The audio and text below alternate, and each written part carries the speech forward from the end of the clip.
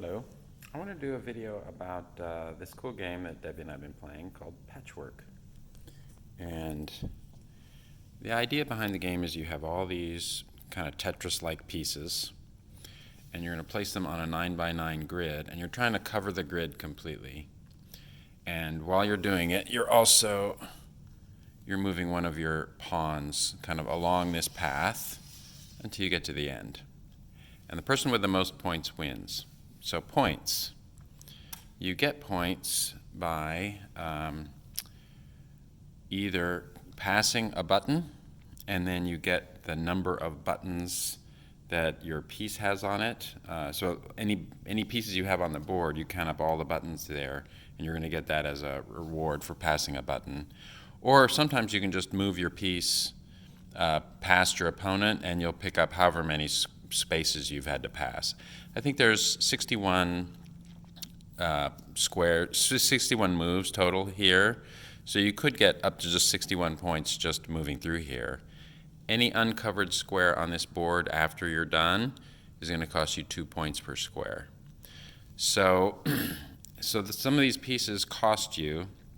When you buy, you kind of end up buying pieces. The way they have it set up, you set all the pieces up in a circle, and you get to choose one of the three next pieces as you go around clockwise. But anyway, the piece then basically costs you like a certain amount of money, or the buttons are money here, like there's a whole stack of money. It costs you this amount of buttons to buy it, and then you have to move your marker this number of spaces. So I was thinking about what is the kind of the intrinsic value of this piece at any stage of the game. You can count up the number of squares it will cover: 2, 4, 6, 8, 10, 12 points of covered space on the square. And then you subtract the number of buttons you have to pay for it, so 12 minus 7 is 5. And then given that advancing is also kind of costing you money as well, because you could advance your token and just take that number of spaces in buttons for advancing is also costing you. So it's another 4 in advancing. So if you take 2 times the area minus the buttons minus the advancement, it kind of gives you an intrinsic score for this piece of 1 point. And I've kind of categorized all these pieces. So this is like a intrinsically 1 point piece, except at the beginning of the game, there are 9 kind of bonus kind of earning income squares on this board.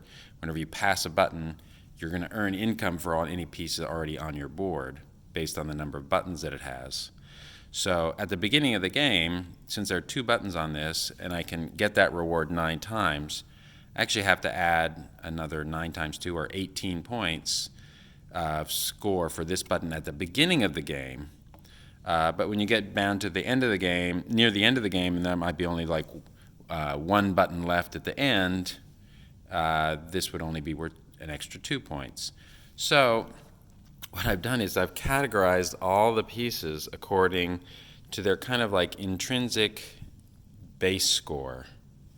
And so these pieces actually have 9 points of base score.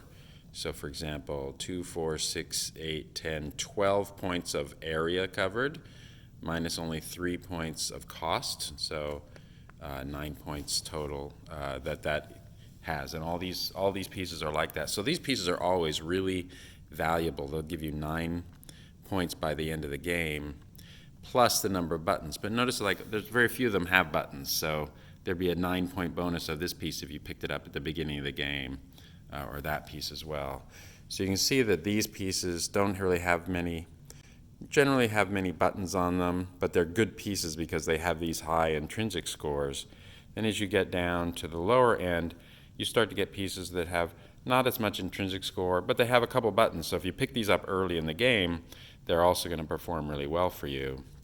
And then finally down here, there are some negative score ones. For example, this is the worst piece in the game. 2, 4, 6, 8 minus 13 points. So it's a -5 piece intrinsically But it does have 3 buttons on it, so if you pick it up at the end of the game, it'll hurt you by -2 points if you pick this up and use it at the end of the game. But at the beginning of the game, you're going to get 27 extra points for just the buttons. So it could be a good piece, depending on what phase of the game you pick it up in. So anyway, I thought that was a kind of interesting fundamental analysis of kind of the raw mechanics of this game, and so it kind of goes. It's real helpful to do that calculation when you're looking at the pieces. Now, of course, you're also trying to tile your pieces perfectly on this board, and you might put yourself into a corner and not be able to pick up a piece because you don't have a hole for where it will fit in. But anyway, I thought that was kind of neat. So I'll just show. Here's all the pieces and all their different intrinsic scores in the game.